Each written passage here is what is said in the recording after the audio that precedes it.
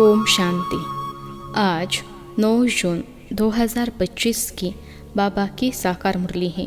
मुरली के महावाक्य हैं, मीठे बच्चे, तुम सारे विश्व पर शांति का राज्य स्थापन करने वाले बाप के मददगार हो।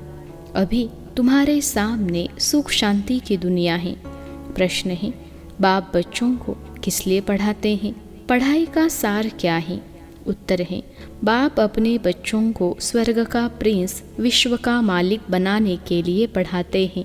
बाप कहते हैं, बच्चे, पढ़ाई का सार है दुनिया की सब बातों को छोड़ दो।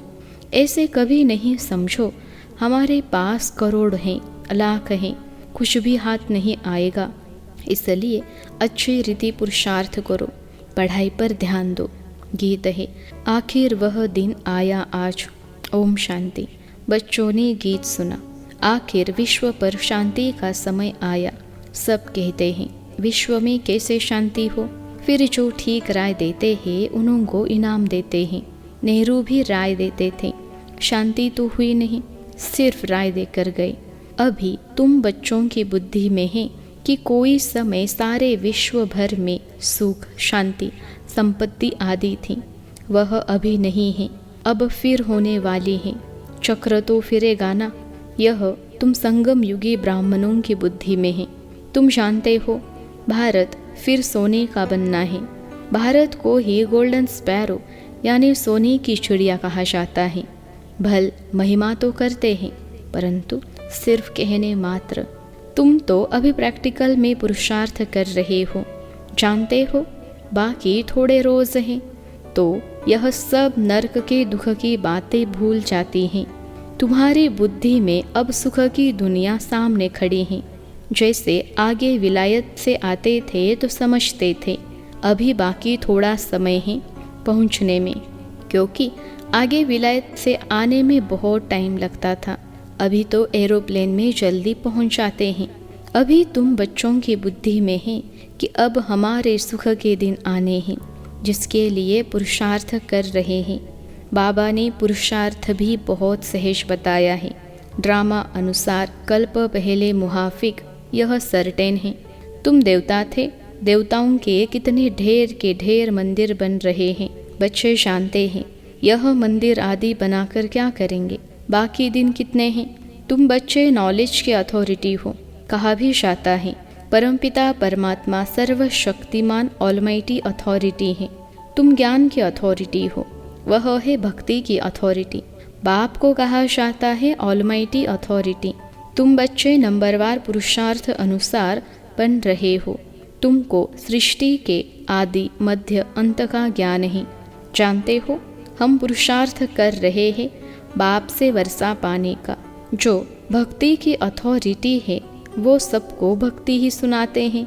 तुम ज्ञान की अथॉरिटी हो तो ज्ञान ही सुनाते हो। सतयुग में भक्ति होती ही नहीं, पुजारी एक भी होता नहीं, पूज्य ही पूज्य है। आधा कल्प है पूज्य, आधा कल्प है पुजारी। भारतवासियों के लिए ही है, पूज्य थे तो स्वर्ग था। अभी भारत पुजारी नरक है। तुम बच्चे अब प्रैक्टिकल लाइफ बना रहे हो। नंबरवार पुरुषार्थ अनुसार सबको समझाते रहते हो और वृद्धि को पाते रहते हो। ड्रामा में पहले से ही नोंद है। ड्रामा तुमको पुरुषार्थ कराते रहते हैं, तुम करते रहते हो।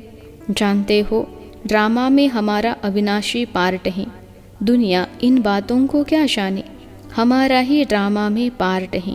जो कहेगा वही समझेगा ना कि कैसे हमारा इस ड्रामा में पार्ट है। यह सृष्टि चक्र फिरता ही रहता है। यह वर्ल्ड की हिस्ट्री ज्योग्राफी तुम्हारे सिवाय और कोई को मालूम नहीं है। ऊंचते ऊंच कौन है, दुनिया में कोई नहीं जानते हैं। ऋषि मुनि आदि भी कहते थे, हम नहीं जानते। नेति नेति कहते थे ना। अभी तुम बच्चे तो जानते हो, वह रचता बाप है और हमको पढ़ा रहे हैं। यह भी बाबा ने बार बार समझाया है कि यहाँ जब बैठते हो तो देही अभिमानी होकर बैठो। एक बाप ही राजयोग सिखाते हैं और वर्ल्ड की हिस्ट्री ज्योग्राफी समझाते हैं। बाप कहते हैं, मैं कोई थॉट रीडर नहीं हूँ। इतनी बड़ी दुनिया है, इनको क्या बैठ रीड करेंगे? बाप तो खुद कहते हैं, मैं ड्रामा की नोंद अनुसार आता हूँ तुम्हें पावन बनाने। ड्रामा में मेरा जो पार्ट है वही बजाने आता हूँ। बाकी मैं कोई थॉट रीड नहीं करता हूँ, बतलाता हूँ मेरा क्या पार्ट है और तुम क्या पार्ट बजा रहे हो। तुम यह नॉलेज सीख कर दूसरों को सिखला रहे हो। मेरा पार्ट ही है पतितों को पावन बनाना।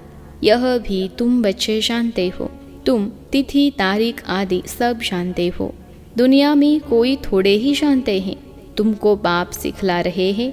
फिर जब यह चक्र पूरा करेंगे तब फिर बाबा आएंगे। उस समय जो सीन चली वह फिर कल्प बाद चलेगी। एक सेकेंड न मिले दूसरे से। यह नाटक फिरता रहता है। तुम बच्चों को बेहद के नाटक का पता है, फिर भी तुम घड़ी घड़ी भूल जाते हो। बाबा कहते हैं, तुम सिर्फ याद करो हमारा बाबा बाबा है, वही टीचर है, गुरु है। तुम्हारी बुद्धि उस तरफ चली जानी चाहिए। आत्मा खुश होती है बाबा की महिमा सुनकर। सब कहते हैं हमारा बाबा बाबा है, टीचर है। वह सच्चा ही सच्चा है। पढ़ाई भी सच्ची और पूरी है। उन मनुष्यों की पढ़ाई अधूरी है। तो तुम बच्चों की बुद्धि में कितनी खुशी होनी चाहिए। बड़ा इम्तहान पास करने वालों की बुद्धि में जास्ती खुशी रहती है। तुम कितना ऊंच पढ़ते हो तो कितनी कापारी खुशी होनी चाहिए। भगवान बाबा बेहद का बाप हमको पढ़ा रहे हैं। तुम्हारे रोमांच खड़े हो जाने चाहिए। वही एपिसोड रिपीट हो रहा है। सिवाय तुम्हारे किसको पता नहीं है। कल्प की आयु ही बढ़ाती है। तुम्हारी बुद्धि में अब 5000 वर्ष की सारी स्टोरी चक्र खाती रहती हैं, जिसको ही स्वदर्शन चक्र कहा जाता है। बच्चे कहते हैं बाबा तूफान बहुत आते हैं, हम भूल जाते हैं। बाबा कहते हैं तुम किसको भूल जाते हो। बाप जो तुमको डबल सिरताज विश्व का मालिक बनाते हैं, उनको तुम कैसे भूलते हो। दूसरे किसको नहीं भूलते हो। स्त्री, बाल बच्चे, चाचा, मामा, मित्र, संबंधी आदि सब याद हैं। बाकी इस बात को तुम भूलते क्यों हो। तुम्हारी युद्ध इस याद में है। जितना हो सके याद करना है।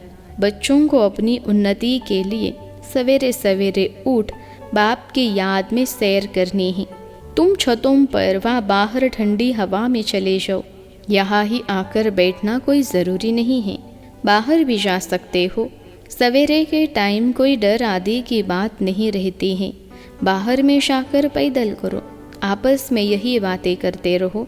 देखे कौन बाबा को जास्ती याद करते हैं। फिर बताना चाहिए कितना समय हमने याद किया। बाकी समय हमारी बुद्धि कहाँ कहाँ गई। इसको कहा जाता है 1-2 में उन्नति को पाना। नोट करो कितना समय बाप को याद किया। बाबा की जो प्रैक्टिस है वह बतलाते हैं। याद में तुम 1 घंटा पैदल करो तो भी टांगे थकेगी नहीं। याद से तुम्हारे कितने पाप कट जाएंगे। चक्रों को तो तुम जानते हो। रात दिन तुमको अब यही बुद्धि में है कि हम अभी घर जाते हैं। पुरुषार्थ करते हो। कलयुगी मनुष्यों को ज़रा भी पता नहीं है मुक्ति के लिए कितनी भक्ति करते रहते हैं। अनेक मतें हैं। तुम ब्राह्मणों की है ही एक मत। जो ब्राह्मण बनते हैं उन सब की है श्रीमत। तुम बाप की श्रीमत से देवता बनते हो। देवताओं की कोई श्रीमत नहीं है। श्रीमत अभी ही तुम ब्राह्मणों को मिलती है। भगवान है ही निराकार जो तुमको राजयोग सिखलाते हैं, जिससे तुम अपना राज्य भाग्य ले कितना ऊंच विश्व का मालिक बनते हो। भक्ति मार्ग में वेद शास्त्र आदि कितने ढेर के ढेर हैं, परंतु काम की सिर्फ एक गीता ही है। भगवान आकर राजयोग सिखलाते हैं, उनको ही गीता कहा जाता है। अभी तुम बाप से पढ़ते हो, जिससे स्वर्ग का राज्य पाते हो। जिसने पढ़ा उसने लिया। ड्रामा में पार्ट है ना। ज्ञान सुनाने वाला ज्ञान सागर एक ही बाप है। वह ड्रामा प्लान अनुसार कलयुग के अंत, सतयुग के आदि के संगम पर ही आते हैं। कोई भी बात में मूंझो नहीं। बाप इसमें आकर पढ़ाते हैं और कोई भी पढ़ा न सके।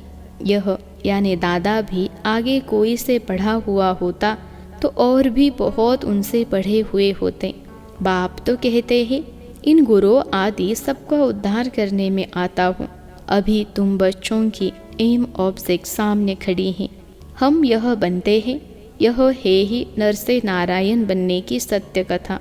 इनकी फिर भक्ति मार्ग में महिमा चलती है, भक्ति मार्ग की रस्म चलती आती है। अभी यह रावण राज्य पूरा होना है। तुम अभी दशहरा आदि में थोड़े ही जाएंगे। तुम तो समझाएंगे यह क्या करते हैं, यह तो बेबिस का काम है। बड़े बड़े आदमी देखने जाते हैं रावण को कैसे चलाते हैं। यह कौन है कोई बता न सके। रावण राज्य है ना, दशहरे आदि में कितनी खुशी मनाते हैं, जिसमें रावण को जलाते आते हैं, दुख भी चला आता है। कुछ भी समझ नहीं है। अभी तुम समझते हो हम कितने बेसमझ थे, रावण बेसमझ बना देते हैं। अभी तुम कहते हो बाबा हम लक्ष्मी नारायण जरूर बनेंगे, हम कोई कम पुरुषार्थ थोड़े ही करेंगे। यह एक ही स्कूल है, पढ़ाई बहुत सहज है। बूढ़ी बूढ़ी माताएं और कुछ नहीं याद कर सकती तो सिर बाप को याद करें। मुख से हे राम तो कहते हैं ना। बाबा यह बहुत सहज बताते हैं। तुम आत्मा हो, परमात्मा बाप को याद करो तो तुम्हारा बेड़ा पार हो जाएगा। कहाँ चले जाएंगे? शांति धाम, सुख धाम, और सब कुछ भूल जाओ। जो कुछ सुना है पढ़ा है वह सब भूल कर अपने को आत्मा समझ बाप को याद करो तो बाप से वर्षा जरूर मिलेगा। बाप की याद से ही पाप कट जाते हैं। कितना सहज है। कहते भी है भ्रकुटी के बीच चमकता है सितारा, तो ज़रूर इतनी छोटी आत्मा होगी ना। डॉक्टर लोग बहुत कोशिश करते हैं आत्मा को देखने की, परंतु वह बहुत सूक्ष्म है, हट आदि से कोई देख न सके। बाप भी ऐसे ही बिंदे हैं। कहते हैं जैसे तुम साधारण हो, हम भी साधारण बन तुमको पढ़ाता हूँ। किसको क्या पता कि इन्हों को भगवान कैसे पढ़ाते होंगे। श्री कृष्ण पढ़ाते तो सारे अमेरिका, जापान आदि सब तरफ से आ जाए। उनमें इतनी कशिश है। श्री कृष्ण के साथ प्यार तो सबका है ना। अभी तो तुम बच्चे जानते हो हम सो बन रहे हैं। श्री कृष्ण ही प्रिंस, उन्हें गोद में लेना चाहते हैं तो पुरुषार्थ करना पड़े, कोई बड़ी बात नहीं है। बाप अपने बच्चों को स्वर्ग का प्रिंस, विश्व का मालिक बनाने के लिए पढ़ाते हैं। बाप कहते हैं बच्चे पढ़ाई का सार है, दुनिया की सब बातों को छोड़ दो। ऐसे कभी नहीं समझो कि हमारे पास करोड़ है, लाख है, कुछ भी हाथ में नहीं आएगा। इसलिए अच्छी रीति पुरुषार्थ करो। बाप के पास आते हैं तो बाप उलझना देते हैं। 8 मास से आते हो और बाप जिनसे स्वर्ग की बादशाही मिलती है उनसे इतना समय मिले भी नहीं। कहते बाबा फलाना काम था। अरे तुम मर जाते फिर यहाँ कैसे आते? यह बहाने थोड़े ही चल सकेंगे। बाप राजयोग सिखा रहे हैं और तुम सीखते नहीं। जिनसे बहुत भक्ति, जिसने बहुत भक्ति की होगी उनको 7 रोज तो क्या 1 सेकेंड में भी तीर लग जाए। सेकेंड में विश्व का मालिक बन सकते हैं। यह खुद अनुभवी बैठा है। विनाश देखा, चतुर्भुज रूप देखा, बस समझने लगा ओहो हम विश्व के मालिक बनते हैं। साक्षात्कार हुआ, उमंग आया और सब कुछ छोड़ दिया। यहाँ तुम बच्चों को मालूम पड़ा बाप आए हैं विश्व के बादशाही देने। बाप पूछते हैं निश्चय कब हुआ? तो कहते हैं 8 मास। बाबा ने समझाया है मूल बात है याद और ज्ञान, बाकी तो दीदार कोई काम का नहीं। बाप को पहचान लिया तो फिर पढ़ना शुरू करो तो तुम भी यह बन जाएंगे। पॉइंट्स मिलती है जो कोई भी समझ सकते हो, बहुत मिठास से समझो। शुबाबा जो पतित पावन है कहते हैं मुझे याद करो तो पावन बन पावन दुनिया का मालिक बन जाएंगे। युक्ति से समझाना है। तुम चाहते हो ना गॉड फादर लिबरेट कर स्वीट होम वापिस ले जाए। अच्छा अब तुम्हारे ऊपर चौकट यानी जंग चढ़ी हुई है, उसके लिए बाप कहते हैं मुझे याद करो। अच्छा मीठे मीठे से खिलते बच्चों प्रति माता पिता बाप दादा का याद प्यार और गुड मॉर्निंग। रूहानी बाप की रूहानी बच्चों को नमस्ते। हम रूहानी बच्चों के सिखलते रूहानी माता पिता बाप दादा को याद प्यार, गुड मॉर्निंग और नमस्ते बाबा नमस्ते। धारणा के लिए मुख्य सार। पहली पॉइंट है, सवेरे सवेरे उठ पैदल करते बाप को याद करो। आपस में यही मीठी रूह रिहान करो कि देखे कौन कितना समय बाबा को याद करता है, फिर अपना अनुभव सुनाओ। दूसरी पॉइंट है, बाप को पहचान लिया तो फिर कोई बहाना नहीं देना है, पढ़ाई में लग जाना है, मुरली कभी मिस नहीं करनी है। आज का वरदान है, सर्व के गुण देखते हुए स्वयं में बाप के गुणों को धारण करने वाले गुणमूर्त भव। सर्व के गुण देखते हुए स्वयं में बाप के गुण धारण करने वाले गुणमूर्त भव। विश्लेषण है, संगम युग पर जो बच्चे गुणों की माला धारण करते हैं वही विजय माला में आते हैं। इसलिए होली हंस बन सर्व के गुणों को देखो और एक बाप के गुणों को स्वयं में धारण करो। यह गुण माला सभी के गले में पड़ी हुई हो। जो जितने बाप के गुण स्वयं में धारण करते हैं उनके गले में उतनी बड़ी माला पड़ती हैं। गुण माला को सिमरन करने से स्वयं भी गुणमूर्त बन जाते हैं। इसी के यादगार में देवताओं और शक्तियों के गले में माला दिखाते हैं। आज का स्लोगन है, साक्षीपन की स्थिति ही यथार्थ निर्णय का तख्त है। साक्षीपन की स्थिति ही यथार्थ निर्णय का तख्त है। अव्यक्त इशारे। आत्मिक स्थिति में रहने का अभ्यास करो, अंतर्मुखी बनो। अंतर्मुखी हो कार्य करने से विघ्नों से, व्यर्थ संकल्पों से बच जाएंगे और समय भी बहुत बच जाएगा। जो अंतर्मुखी रहते हैं उनमें स्मृति की समर्थि भी आती है और आत्मा रूपी नेत्र पावरफुल बनता जाता है, जिससे यदि कोई भी विघ्न आने वाला होगा तो यह महसूसता आएगी कि आज कोई पेपर होने वाला है और जितना पहले से मालूम पड़ता जाएगा तो होशियार होने के कारण सफलता पा लेंगे। अच्छा, ओम शांति।